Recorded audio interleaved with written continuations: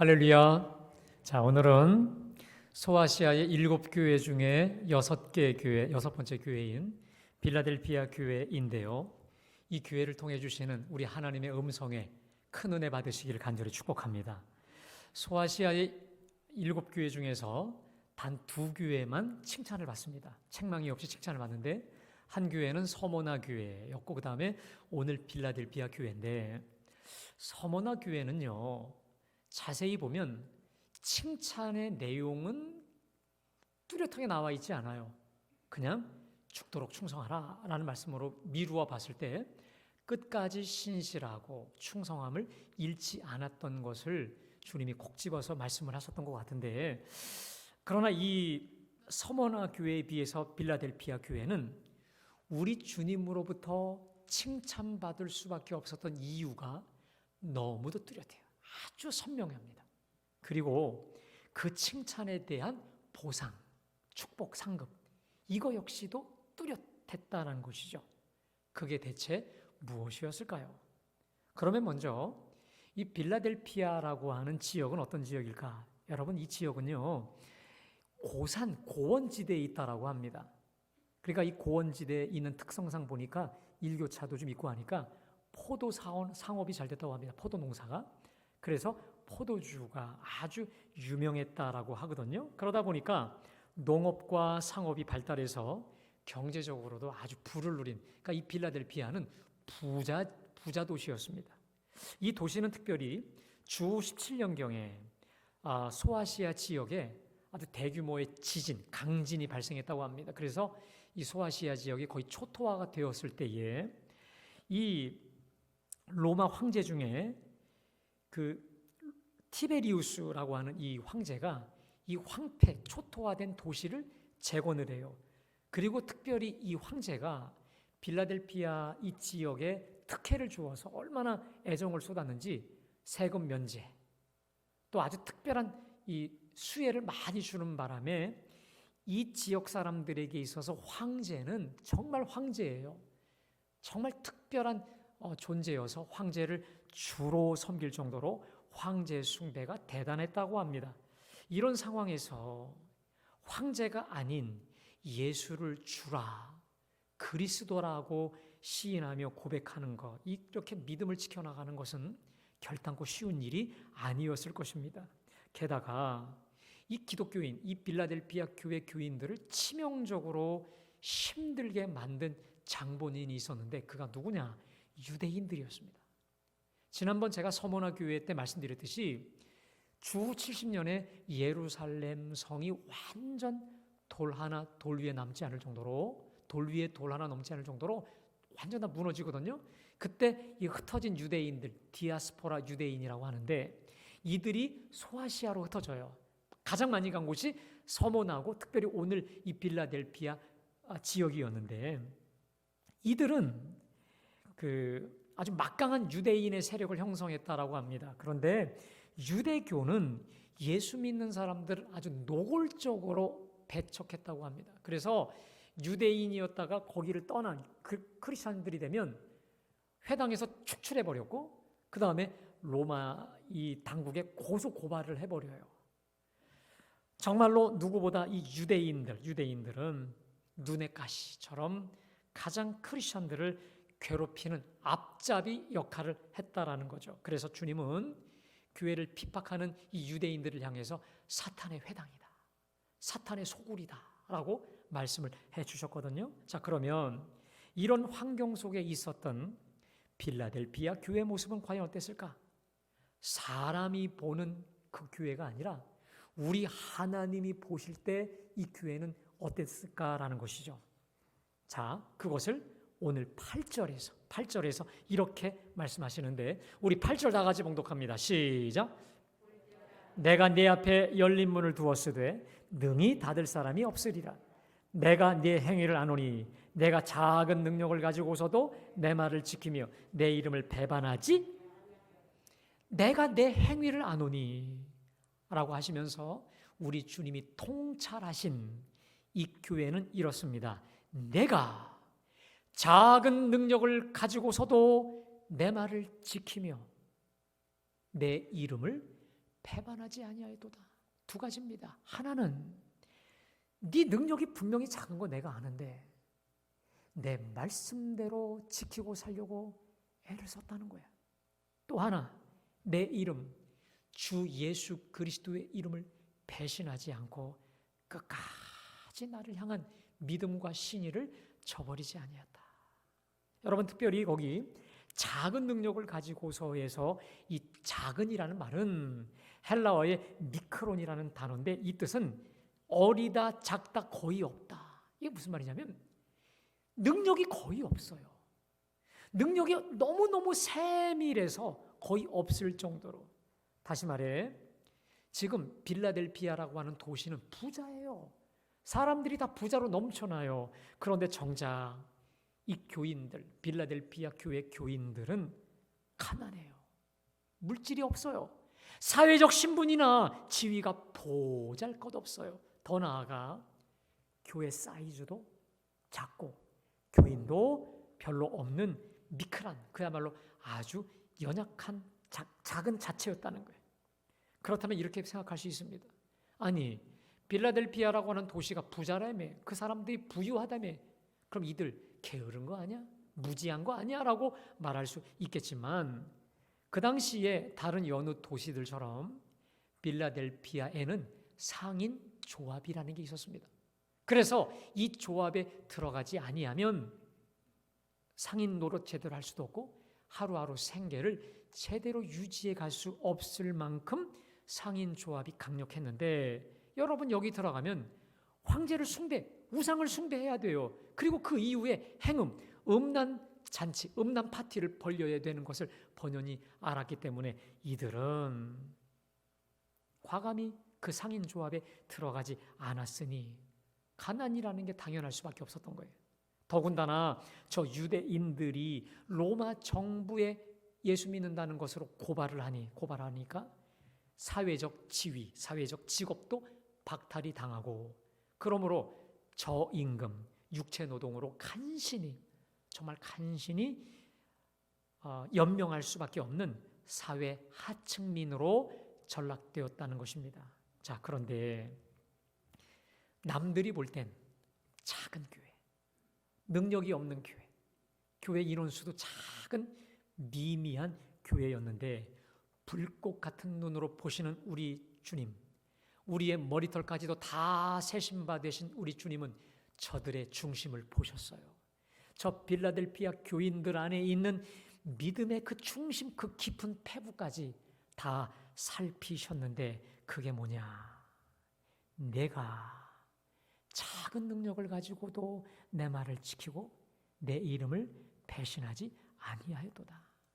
주님은 이 교회로 인해서 너무도 감동하셨어요. 그리고 이 교회로 인해 너무 마음이 기쁘셨던 거예요.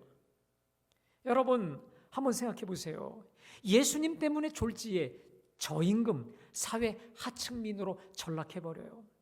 저 도시 안에서 얼마든지 부자로 살 수 있었음에도 불구하고 사회적 안락함이라는 걸 박탈당하는 그 혹독한 대가를 치르면서도 저들은 끝까지 주님을 배신하지 않아요.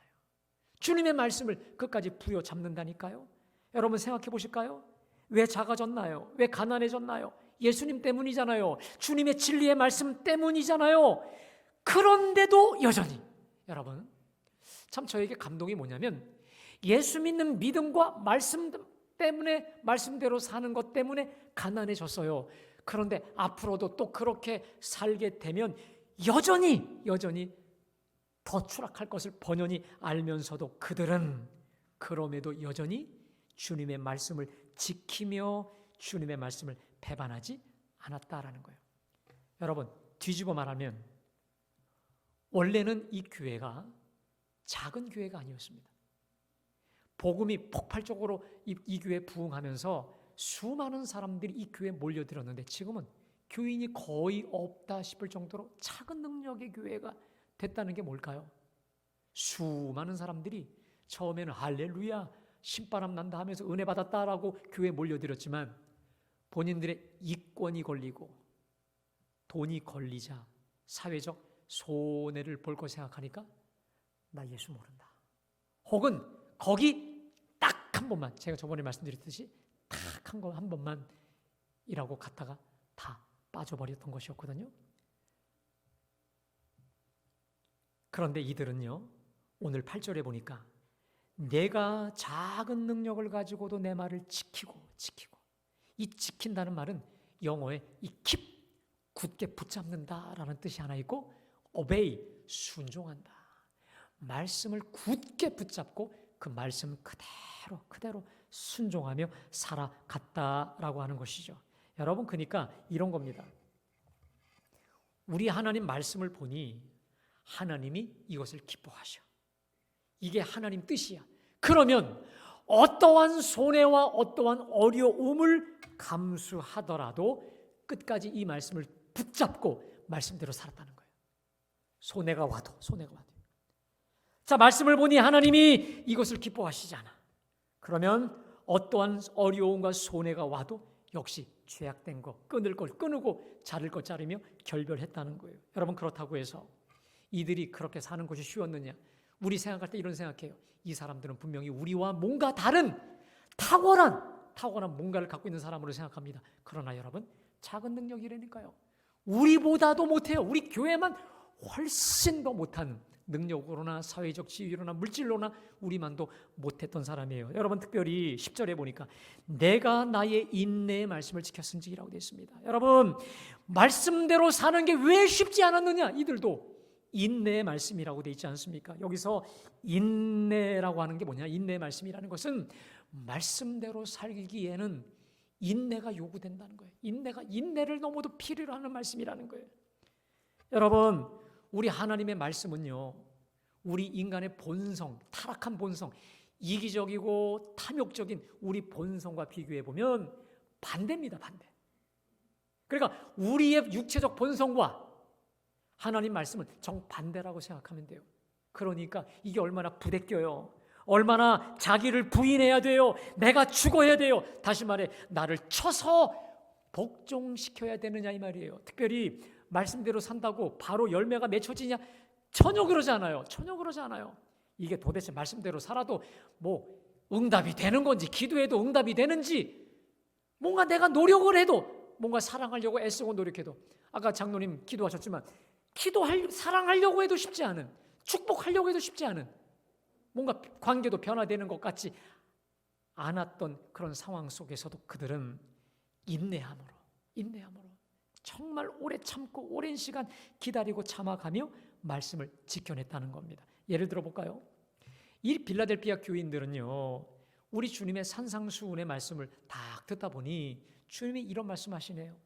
너희 원수를 사랑하고 너희를 박해하는 자를 위해 축복하며 기도하라.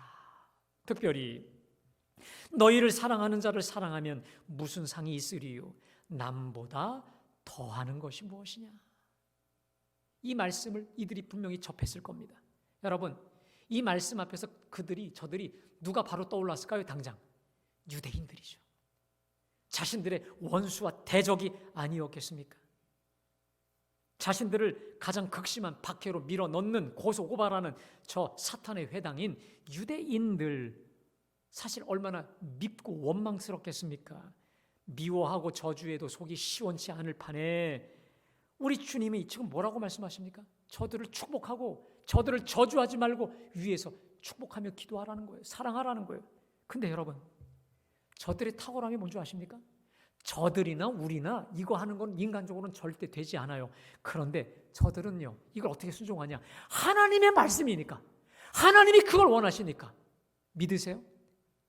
그러니까 이 사람들과 우리의 결정적 차이가 뭐냐면, 다 누구나 그게 불가능해. 우리 인간적 본성하고 완전 반대되는 거예요.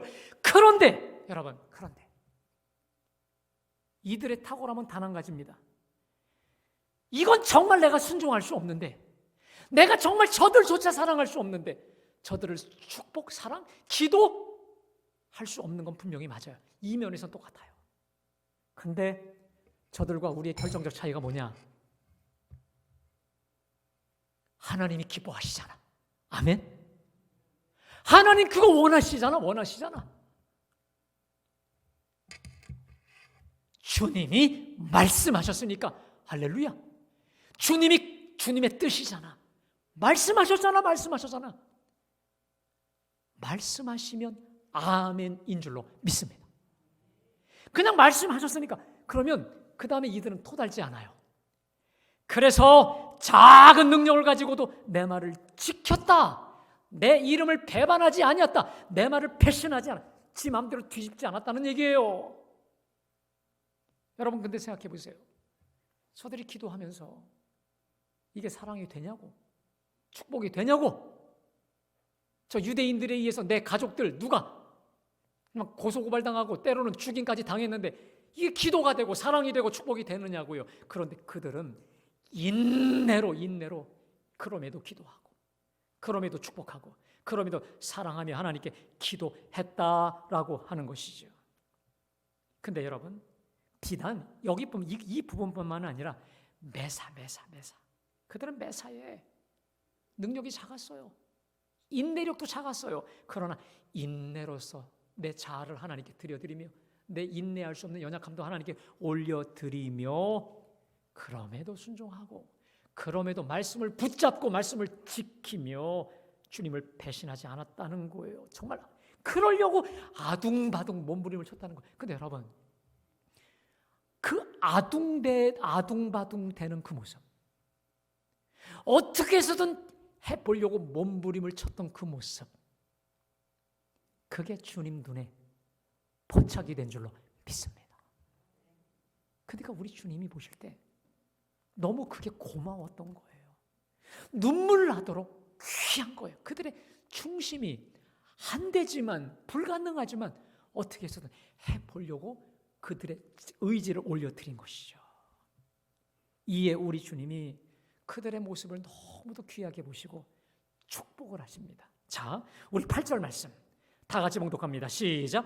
볼지어다 내가 내 앞에 열린 문을 두었으되 능히 닫을 사람이 따라합시다. 내가 내 앞에 열린 문을 두었으니 믿으세요? 우리 하나님께서 열린 문, 축복의 문을 활짝 여셨는데 그 내용이 뭐냐? 우리 9절 말씀 다 같이 봉독합니다. 시작. 보라 사탄의 회당 곧 자칭 유대인이라 하나 그렇지 아니하고 거짓말하는 자들 중에서 며칠 내게 주어 그들로 와서 내 발 앞에 절하게 하고 내가 너를 사랑하는 줄 알게 하리라. 이게 무슨 말입니까? 사탄의 화당, 그 사탄의 속을 그 무리들 중에 몇 명을 빌라델피아 교회에 오게 하신다는 거예요. 내 앞에 꿇어 절하고 엎드리게 한다는 거예요. 이게 뭐예요? 주님 앞에 엎드리고 충성하는 거 아니겠습니까? 빌라델피아 교인이 되도록 그들의 마음을 회심 그리고 충성된 주님의 일꾼과 종이 되도록 저들의 마음을 변화시킨다는 거예요. 자, 이것을 통해서 내가 너희를 사랑해. 너희야말로 정말 나의 사랑받는 자녀들이야. 그리고 너희들이 지금 잘하고 있어. 여러분, 제가 사역을 하다 보면 어쨌든 참 힘이 들 때가 있어요. 외로울 때도 있어요. 그런데 고난이 넘친 것 같이 위로도 넘치는 줄로 믿습니다.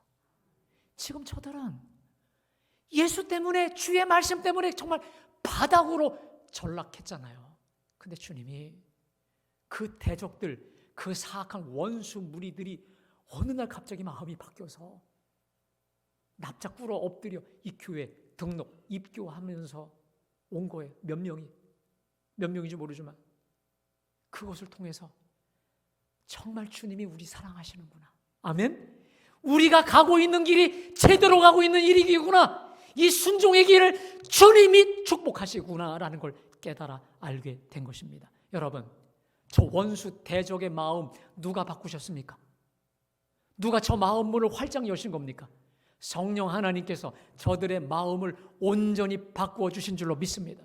저 철옹성 철퇴와 같은 철문과도 같은 도저히 열릴 수 없는 저들의 마음의 문, 강팍한 문, 정말 이 차디찬 저 원수의 마음을 우리 하나님께서 변화시키시고자 작정하니까 변화시키신 줄로 믿습니다. 여러분, 누구와의 관계에 있어서 마음 문이 전혀 열리지 않는 게 있습니까? 그럼에도 기도하고, 그럼에도 축복하고, 그럼에도 용서하고 사랑해 보세요. 주님이 우리의 중심을 보시고 바꾸어 주실 줄로 믿습니다. 여러분 중에 이런 분이 있어요. 내가 기도가 이렇게 안 돼요. 여러분, 기도가 안 된다고 푸념만 하지 마시고 기도하려고 내 의지를 들여보십시오. 그 의지를 보시고 역사하시는 줄로 믿습니다. 그냥 안 된다고 하면 여러분 아무런 대안이 없는 거예요.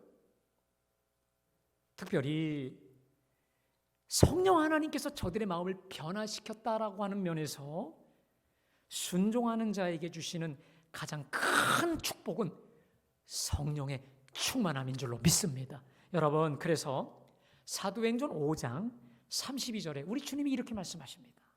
자, 우리 다 같이 봉독합니다. 시작.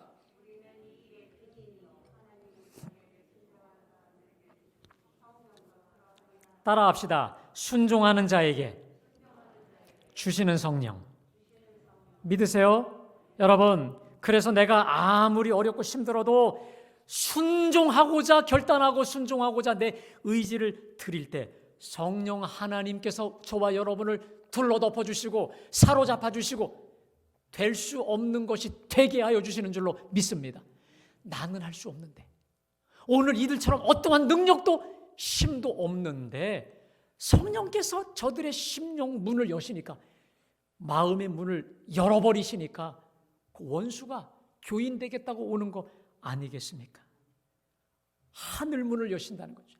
성령께서 순종하는 자에게 임하셔서 우리를 성령으로 사로잡아 주시고 우리 마음을 담대하게 하시고 특별히 기도 문도 여시고 하늘 문도 여시고 모든 좋은 것으로 길 열어주실 줄로 믿습니다.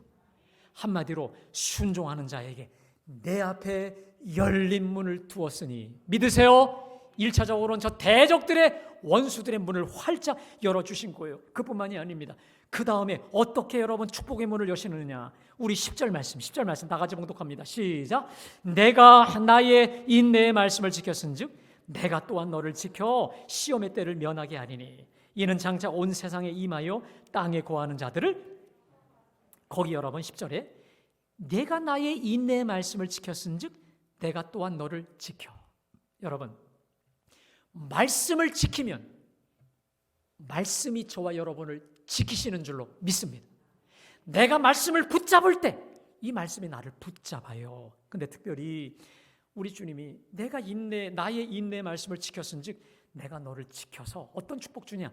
시험의 때를 면하게 하리라. 그런데 이 시험은 장차 온 세상에 임하여 땅에 거하는 모든 자들을 시험할 아주 큰 극심한 대환란이라고 하는 것입니다. 자, 그런데 우리 주님이 뭐라고 말씀하십니까? 이 시험의 때를 면하게 하리라. 시험이 시험 같지 않게 훌쩍 넘어가게 하리라. 예를 들어 무슨 말입니까?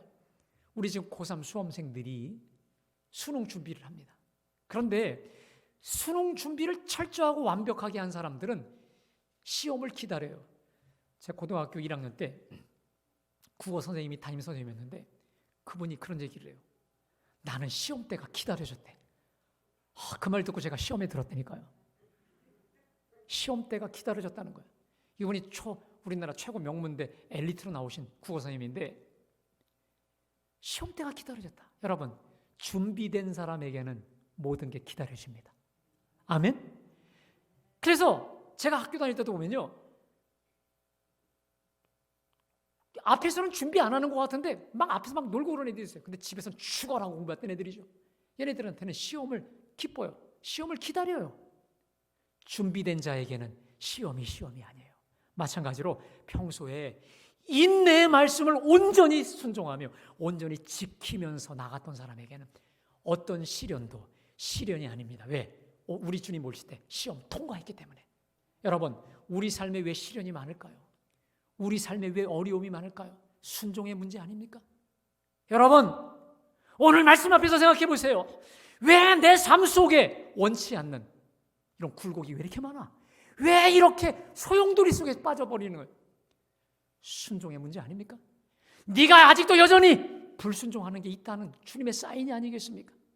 오늘 주시는 말씀 속에 저와 여러분을 깊이 성찰하시기를 주님의 이름으로 축원합니다. 그래서 주님은 계속해서 빌라델피아 교회를 향해 11절에 이렇게 말씀하세요. 우리 다 같이 봉독합니다. 시작. 내가 속히 오리니 내가 가진 것을 굳게 잡아 아무나 내 면류관을 빼앗지 못하게 하리라. 내가 속히 올 거야. 빌라델피아 교인들아, 내가 속히 오리라. 여러분, 이게 얼마나 큰 위로예요. 지금 그들은 인생, 쉽게 말해 사회적으로 바닥이에요. 예수님 때문에, 말씀 때문에 바닥이야. 근데 주님이 내가 속히 오리니, 따라합시다. 내가 속히 오리니. 속히 오리니. 좀만 참아. 내가 가진 것을 굳게 잡아. 아무나 내 면류관을 빼앗지 못하게. 이 말 무슨 말입니까? 이들에겐 지금 면류관이 보장되어 있는 거예요. 내 손에 있는 그 면류관 빼앗기지 않도록 굳게 잡아. 면류관 끝까지 지키라는 거예요. 자, 그러면서 12절에 이런 말씀, 다시 말해 끝까지 이기는 자를 향한 축복의 보상을 말씀하십니다. 우리 다 같이 봉독합니다. 시작. 이기는 자는 내 하나님의 성전의 기둥이 되게 하리니 그가 결코 다시는 나가지 아니하리라. 내가 하나님의 이름과 하나님의 성 곧 하늘에서 내 하나님께로부터 내려오는 새 예루살렘의 이름과 나의 새 이름을 그의 위에 기록하리라. 자, 여러분, 끝까지 이기는 자, 다시 말해 작은 능력일지라도 끝까지 주의 말씀을 지키고 순종하는 자, 내 이름을 배반하지 않는 자들은 뭐 어떻게 만드시겠답니까? 성전에 뭐예요? 여러분, 우리 교회 성전을 보세요. 기둥이 있죠. 기둥은 뭡니까? 교회에서나 가정에서나 이생에서나 천국에서 가장 존귀한 사람, 중심으로 만들어, 주춧돌로 만들어, 기둥으로 만들어 주겠다는 거예요. 근데 거기 보면 그 기둥에 내가 하나님의 이름과 하나님의 성 곧 하늘에서 하나님께로도 내려오는 새 예루살렘의 이름, 나의 새 이름을 기록하리라.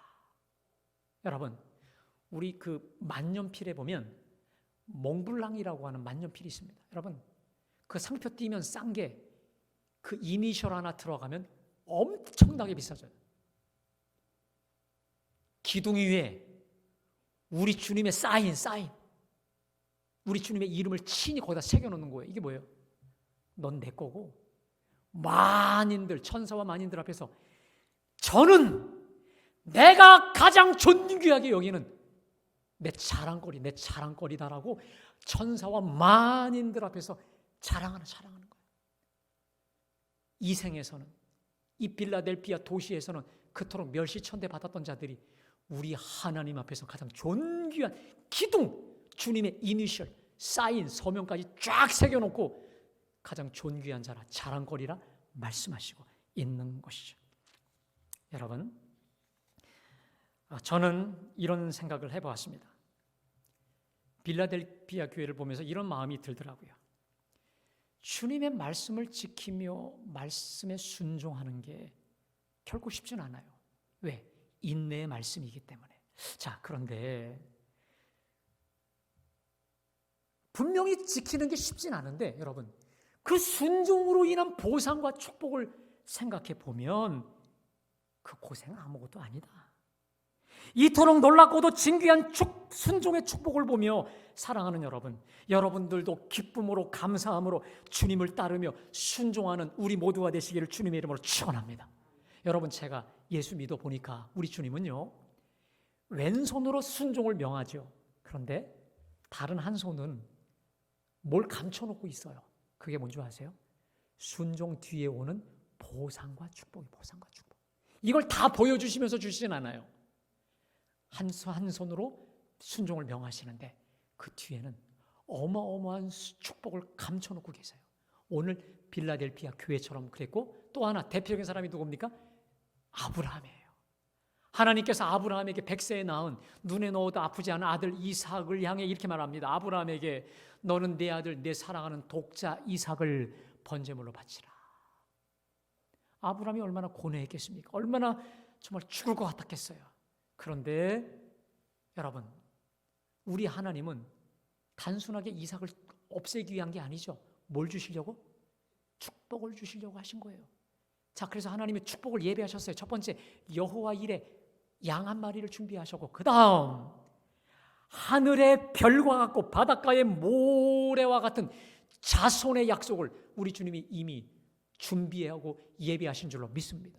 그래서 아브라함이 과감하게 아들을 죽여 번제물로 바치려고 하는 그 순간, 내가 이제야 내가 나를 경외하는 줄 알았도다 하면서 주님 뭐라 하십니까? 내가 크게 번성하여 하늘의 별과 바다의 모래와 같이 내 자손을 주리라 말씀하지 않았습니까? 사랑하는 여러분, 그런 의미에서 주님이 저와 여러분에게 순종의 기회를 주실 때 놓치지 마시기를 주님의 이름으로 축원합니다. 제가 여러분 이렇게 말하니까 겁나시죠? 뭘 요구하실래나? 그거 전혀 없습니다. 우리 하나님께서 여러분에게 순종을 명하실 때, 순종의 기회를 주실 때 뒤로 빼지 마시고 기쁨으로 아멘 순종하시기를 주님의 이름으로 축원합니다. 그 순종의 기회에 달려드세요. 올인하세요. 그냥 뛰어드세요. 그래서 우리는 우리 귀에도 어렵지만 내 이웃을 내 몸처럼 사랑하라고 하는 우리 주님의 말씀에 순종하는 마음으로 우리가 감사와 나눔 저금통 운동을 벌이고 하나님께 봉헌하고 있습니다. 저는 믿습니다. 주께서 이 우리의 손길, 우리의 이것을 통해 오병이어의 놀라운 기적 베풀어 주실 줄로 믿습니다. 여러분, 저는 사실 제가 오늘 전하는 이 빌라델피아 교회에 대해서 잘 몰랐습니다. 그런데 제가 오늘 특별히 이 말씀을 사랑하고 이 말씀을 제 인생의 모토와 같이 여기게 된 계기가 하나 있습니다. 실은 제가 첫 목회지에서 예배당을 하나 하나님 은혜로 짓게 한 적이 있었거든요. 한번 좀 띄워줘 보실래요? 예배당 이쁘죠 여러분? 그 서양 목조식으로 아름답게 예배당을 졌는데 수혜를 겪어가면서 저 예배당을 쳤어요. 짓게 하셨죠. 그리고 나서 이제 2003년도 이 봉헌 4년도 봉헌 예배를 드리기 바로 직전에 제 몸에 탈진이 왔어요. 이 번아웃. 육체적으로 정신적으로 예배당 짓고 나서 참 죽을 뻔한 일도 한 몇 번 있었고 참 예배당 질 때 마귀 시험이 얼마나 강력한 줄 몰라요. 그래서 탈진이 거의 왔었는데 2004년도 4월 16일 날 동부연의 권모 감독님을 모시고 봉헌 예배를 드리는데 이 감독님이 오늘 이 본문을 통해 설교를 하시면서 제목이 작지만 큰 교회, 작지만 위대한 교회, 규모와 교인 수는 작았지만 순종함으로 위대해진 교회라고 하는 이 말씀으로 위로해 주시는데 와, 너무너무 기쁜 거예요. 그러면서 오늘 8절에 내가 작은 능력을 가지고도 내 말을 지켰다 이 말씀으로 위로해 주시는데 여러분, 예배 한번 드리면서 은혜 받으니까 모든 번아웃 다시 불살라졌습니다. 할렐루야. 다시 불이 붙게 하시더라고요. 예배가 이렇게 중요해요.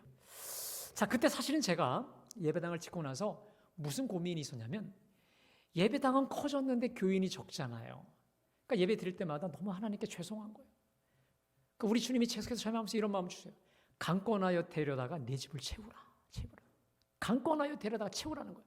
근데 자신이 없어요. 제가 3년 동안 있으면서 동네 노인분들, 동네 분들하고 친하게는 지냈는데 차마 전도를 못했어요.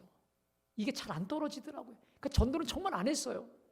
근데 채워야 될래니 이게 보통 부담이야. 좀 부담이 와야죠. 그런 와중에 오늘 말씀을 접한 거예요. 자, 그런데 이 마음이 제게 왔어요. 오늘 여러분 집에 가셔서 제가 칼럼에 제 개인 간증을 실었는데 제 나름대로 잘 올려놓은 간증이니까 여러분 지금 보지 마시고 집에 가서 보세요. 자, 이 말씀이 떠올라요. 내가 작은 능력을 가지고 내 말을 지켰다. 이런 거죠. 건축이 두려웠지만 순종하니까 되게 하시더라고요. 아멘. 수혜를 당해서 수혜 목회가 힘들었지만 순종하니까 되게 하셨잖아요. 이런 확신이 와요. 전도가 어렵지만 이 전도를 하나님이 기뻐하시니까 해보자. 아멘. 이거 기뻐하시니까, 하나님 뜻이니까, 원하시니까. 그래서 그냥 전도에 달려들었죠. 그래서 복사기 하나 구입하고 전도지 이쁘게 직접 만들어서 목요일 날 날을 잡아서 아침부터 오후까지 그냥 돌아다녔어요. 전도 기법 하나 익힌 거 없어요. 그냥 다녔어요. 근데 여러분, 하니까 더 쉽게, 순종하니까 되게 하시더라고요. 아멘. 순종하니까 되더라고요. 얼마 지나니까 신바람이 나, 전도의 열정과 불이 붙으니까 막 내가 어쨌든 제정신이 아닌 것처럼 그렇게 2년 동안 최선을 다해 전도하면서 하나님이 동네 안에 많은 사람들이 예수 믿게, 물론 그분들이 교회는 안 나왔지만 거기서 많은 분들이 결신하게 하여 이거고 전도의 영역과 동력을 붙게 하여 주셔서 전도의 사람. 할렐루야.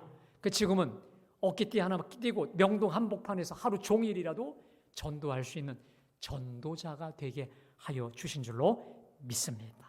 사랑하는 여러분, 혹시 여러분들 중에 그것을 주님이 분명히 원하지 않아요. 원하지 않으셔.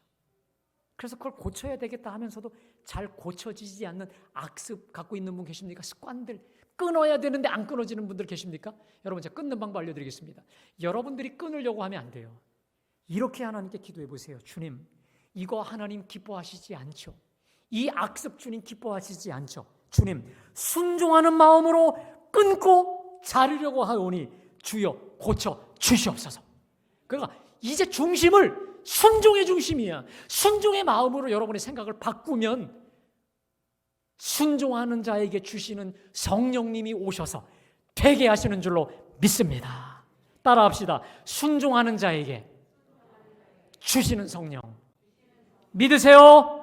사랑하는 여러분, 오늘 주시는 말씀 앞에서 내가 비록 작은 능력이지만 인내로서 순종해야 될 바로 그거, 내가 그동안 순종을 미뤄왔는데 지체하고 있었는데 오늘 주님 말씀 앞에 보니 그래, 네 작은 능력이 있는 거 알아. 그러나 내 말을 지키며 배신하지 말라고 하시는 우리 주님의 순종의 제목이 무엇입니까?